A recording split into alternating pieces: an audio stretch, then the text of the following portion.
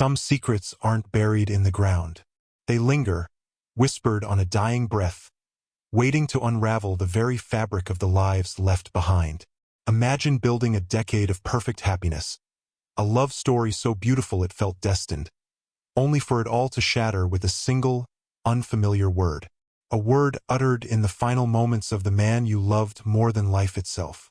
Eleanor, a name that tore through the silence of a hospital room, not as a cry of pain, but as a chilling revelation. Who was she? What did she mean? And how could a perfect life, so meticulously crafted, conceal a truth so profound it would threaten to consume everything? Join me as we delve into a story of love, loss, and the devastating echoes of a secret carried to the grave. This is a story of what happens when the past isn't just history, but a phantom that comes back to haunt the living. The silence in the room was a physical thing, pressing in on me, heavy and suffocating. It had been like this for weeks, ever since the doctors told me what I already knew in my gut. He wasn't coming back. But even in that profound quiet, the echo of his last words still reverberated in my mind, a phantom whisper that chipped away at my sanity. Eleanor? He'd gasped, his eyes wide and unseeing, fixed on some point beyond the veil of life. Eleanor. The name was a foreign country on his dying lips, a word I had never heard in the 10 blissful years we'd spent building our lives together. David, my rock, my confidant, my everything, had taken his final breath with another woman's name on his tongue, and it felt like a betrayal colder than the grave. Our life, from the outside, was a portrait of idyllic marital bliss. We had met at a small, independent bookstore in the heart of Boston, both reaching for the same worn copy of a forgotten classic. It was cliché, I know, but for us, it was the start of a beautiful, unwritten chapter. David, with his kind eyes and gentle smile, was an architect of dreams, literally. He designed stunning, sustainable homes that breathed with life. I, Sarah, was a textile artist, weaving stories into fabric, creating tapestries that spoke of warmth and comfort. Our home, a cozy brownstone in Beacon Hill, was filled with the scent of his freshly brewed coffee and the quiet hum of my loom. We were the couple everyone envied, the ones who seemed to have it all figured out, radiating a quiet contentment that felt almost sacred. We talked about everything, our hopes, our fears, our mundane daily triumphs and tribulations, or so I thought. Now, as I sat by his empty side of the bed, the carefully constructed facade of our perfect life began to crumble. The name Eleanor was a crack, a fissure that threatened to swallow everything we had built. Who was she? A past love? A secret admirer? The very idea was a poisoned dart, striking at the heart of our shared history. David had always been an open book, or at least that's what he had presented himself as. He had no secrets, no shadowy past, no lingering regrets from before we met. We had shared our entire lives, our childhood memories, our college escapades, our first heartbreaks. He knew every scar on my soul, and I, every one on his. But Eleanor, she was an uninvited ghost, haunting the space he had left behind. The hospital room had been a sterile, brightly lit purgatory. The machines had beeped a rhythmic, morbid lullaby, each pulse a reminder of his fading life. I had held his hand, calloused from years of sketching and building, and whispered promises of recovery, of future travels, of growing old together. He had squeezed my hand, a weak but reassuring grip, and for a fleeting moment, I had allowed myself to believe in a miracle. But then, the rattling breath, the sudden rigidity, and that single whispered word, Eleanor. It wasn't a cry of pain, or a plea, or even a goodbye. It was a revelation, delivered with his dying breath, a secret he had carried to the very end. The nurses, efficient and empathetic, had gently guided me out, offering platitudes about peace and acceptance. They didn't know the dagger he had plunged into my heart with his final act. I spent the days after the funeral in a fog, moving through the motions of grief while a deeper, colder emotion festered within me. It wasn't just sorrow. It was a desperate, gnawing need for answers. Every corner of our home, once a sanctuary, now seemed to whisper of his deceit. His old leather armchair, where he used to read late into the night, seemed to hold a secret. The books on his shelves, which I had thought I knew intimately, now felt like strangers. Had he been living a double life? Was I, Sarah, just a convenient facade for something darker, more complex? The thought was unbearable, a betrayal that eclipsed even the pain of his death. My friends, bless their hearts, tried to comfort me. They brought casseroles and flowers, shared anecdotes of David's kindness and humor, and offered a listening ear. But I couldn't bring myself to voice the question that plagued me. How could I tell them that the man they admired, the man who had loved me so fiercely, had died with another woman's name on his lips? It would sound like madness, a cruel fabrication born of grief. So I smiled weakly, nodded at their condolences, and retreated further into my own silent torment. The mystery of Eleanor was a wound that refused to heal, a constant throb beneath the surface of my public mourning. It was a secret I had to unravel, not just for myself, but for the ghost of the man I thought I knew. And I knew, with a chilling certainty, that the answers would not bring comfort, but a different kind of pain, a deeper, more profound unraveling. The quiet contentment of our life had been an illusion, and the echo of that name was the first tremor of a coming earthquake. The earthquake began subtly, with the tremor of a forgotten key. A week after the funeral, in a desperate attempt to feel closer to him, I had started sifting through David's belongings. His office, a minimalist space of sleek wood and architectural models, had always been his sanctuary. I rarely entered without an invitation, respecting his creative process. Now, it felt like an archaeological dig into a past I never knew existed. I was looking for comfort, for a lost drawing, a familiar scent, anything to anchor me to the David I believed in. What I found instead was a small, ornate silver key, tucked away in the lining of an old, seldom-used briefcase, the one he took on international business trips. It wasn't a key to anything in our house, nor any lockbox I knew. It felt ancient, heavy with a history I couldn't place. The key felt significant, a tangible piece of the puzzle. I held it in my palm, its cool metal a stark contrast to the burning curiosity in my chest. It was then, as I turned the key over and over, that a faint, almost imperceptible inscription caught my eye. A small, elegant etched into the handle. Eleanor. My breath hitched. This wasn't a coincidence. This was a direct link, a chilling confirmation that her name was not a dying hallucination, but a stark, undeniable reality. The initial pang of betrayal intensified, turning into a bitter resentment that clawed at my throat. David, my David, had lied. The man who had promised me forever had been holding a piece of his life back, a piece that now held the potential to shatter everything. My investigation began subtly, almost subconsciously at first. I started looking at old photographs, not for nostalgic comfort, but for clues. I meticulously scanned the backgrounds of pictures taken during his business trips, searching for any unfamiliar face, any subtle hint of another presence.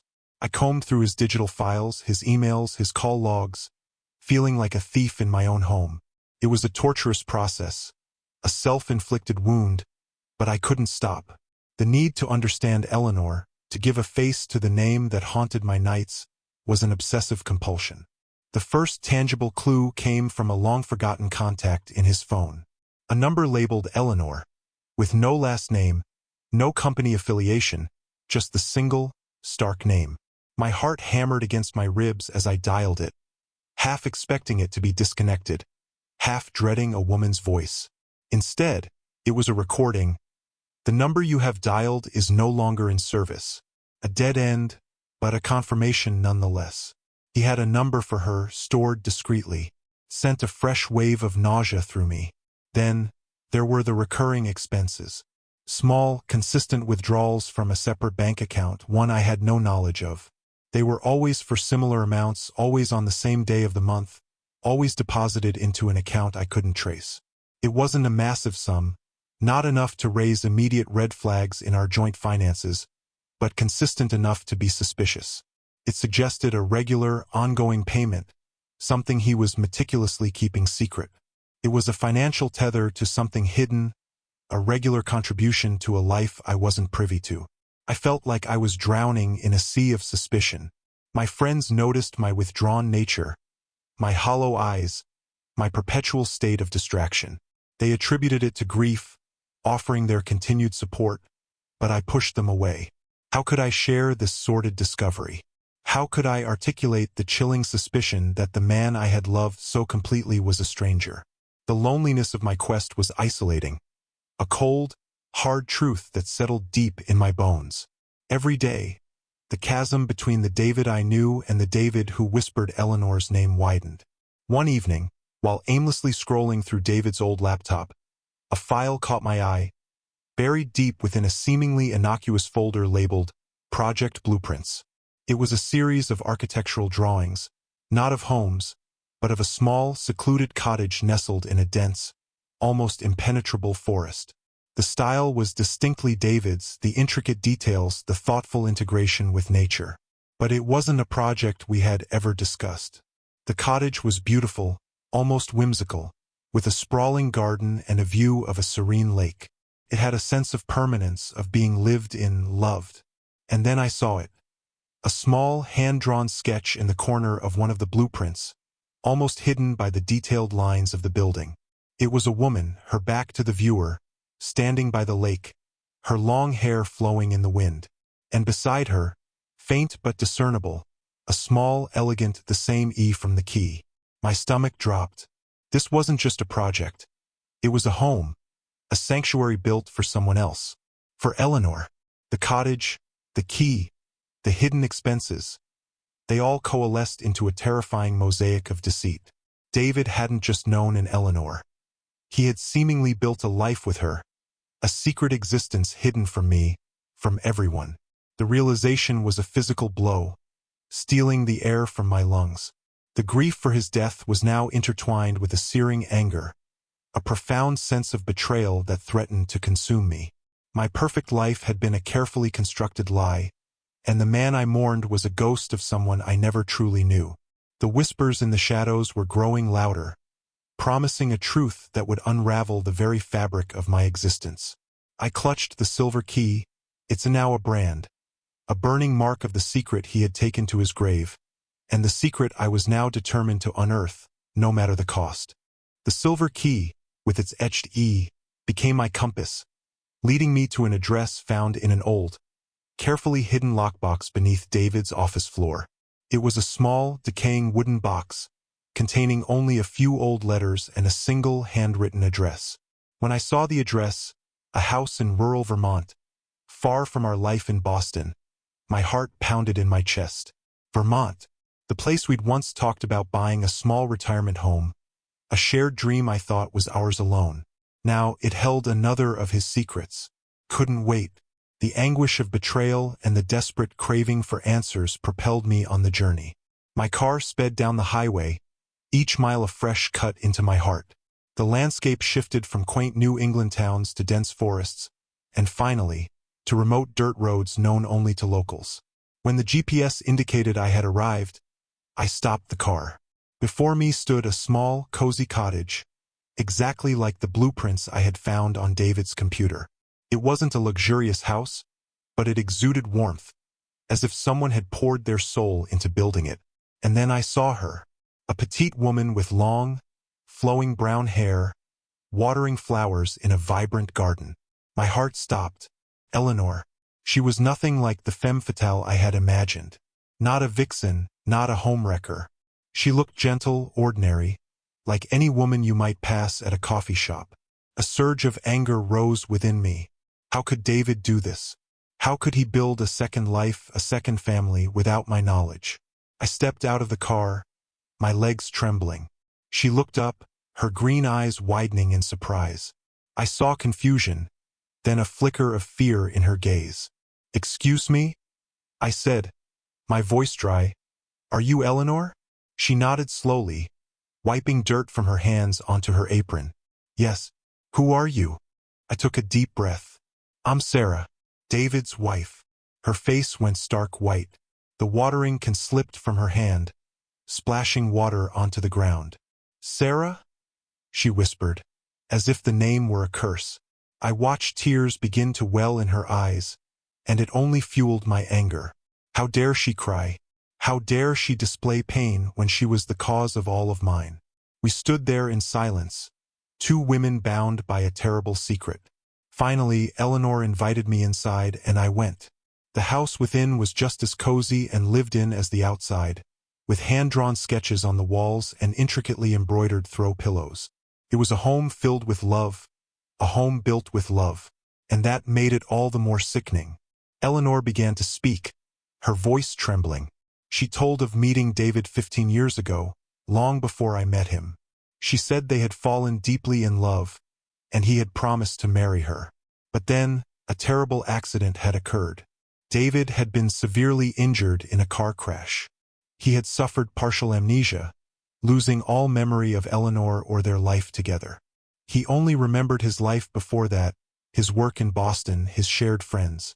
She had tried to reach out to him, tried to make him remember, but the doctors had advised against it, saying it could cause deeper psychological trauma. My head spun as I listened. An accident? Amnesia? David had never told me about any such accident. He had always said he moved to Boston after college, with no mention of any gaps in his life. He started to remember parts, Eleanor continued, her voice weak. About 2 years ago, he began having flashes of memories. He started drawing these houses, the ones we had dreamed of building together. He didn't know why, but he just drew. Then one day he found me. He tracked me down through some old sketches he had kept. She said David never truly recovered all his memories. He only had fragments, emotions, a strange obsession with a house in Vermont and a woman named Eleanor. He had come here, found her, and from then on, he had tried to reconcile his two lives. He couldn't leave me, couldn't abandon the life we had built together in Boston. But he also couldn't abandon Eleanor, the woman he had promised himself to before the accident. He tried not to hurt anyone, Eleanor whispered, tears streaming down her cheeks. He lived a double life, trying to provide for me, trying to be with you, trying to make things right in his own way. Her words hit me like stones. David wasn't a betrayer. He was a victim, a man torn between two lives, two loves, two promises. The name Eleanor on his lips wasn't a confession of deceit, but a plea, a recognition of a life that had been stolen from him. The climax wasn't a confrontation between Eleanor and me, but the horrific truth of David's life, a truth that had shattered my understanding of reality. My life, Eleanor's life, and David's life were all caught in a tragic spiral for which none of us were to blame. The ultimate twist wasn't David's deception, but the cruelty of fate, which had turned a good man into an unwilling liar, caught in a web of secrets he himself had tried to untangle. In the prolonged silence, Eleanor and I sat facing each other, each lost in our own swirling thoughts. There was no anger, no judgment, only a profound, heavy sorrow that enveloped the room. The small house in Vermont, once a symbol of betrayal, now held an entirely different meaning. It was a testament to a love severed, a life stolen by cruel fate. Eleanor recounted more details about David, about the memories he slowly regained, about the pain he endured trying to reconcile two vastly different lives. He had been haunted by fragments of memory, by emotions he couldn't name, until he found her. The old letters I found in the wooden box now held a new significance. They weren't clandestine love letters, but rather agonizing confessions from a man trying to find himself. There were letters he wrote to Eleanor, expressing his remorse and his eternal love, and there were also diary entries he wrote to himself, documenting his internal struggle as he realized he was in love with two women simultaneously, each love different but equally sincere. He wasn't a betrayer. He was a victim of a medical tragedy, robbed of a part of his life, and then left to struggle to piece it back together. I looked at Eleanor, seeing in her eyes the same anguish as my own. She had lived in the shadows, waiting for a man she thought she had lost forever. She had accepted a life where David could only give her a part of himself, a life of secret trips, clandestine phone calls, and promises never fully realized. We, the two women David loved, were not rivals, but fellow travelers in a shared fate, bearing the same pain and the burden of this secret. The following days were a slow, painful emancipation. We sifted through the letters, the old photographs, David's mementos. We talked about him, about his stories, his habits, his dreams. Eleanor told me about David before he met me. A younger, more ambitious David, with a radiant smile and passionate eyes. I told her about David after his amnesia, about a man who built a new life with me, a life filled with peace and happiness. We began to understand that David, in both his lives, was an honorable man, a man who tried to live as fully as possible under his tragic circumstances. We also spoke of Eleanor, David's last word. It wasn't a confession of a secret lover. It was a plea, a call to the woman he had lost a part of his life to. It was his way of trying to piece together the last fragments of his memory, of his very being. And in the final moments of his life, when physical pain and weakness had robbed him of his control, that name escaped, carrying with it all he had hidden, all he had struggled to keep secret. I returned to Boston, no longer haunted by betrayal. Instead, I carried a deeper sorrow, a pain for David, who had to live a divided life, and a pain for Eleanor, who had also suffered the same fate. We never became close friends, but there was an unspoken understanding between us, a bond forged by a single man and a shared tragedy.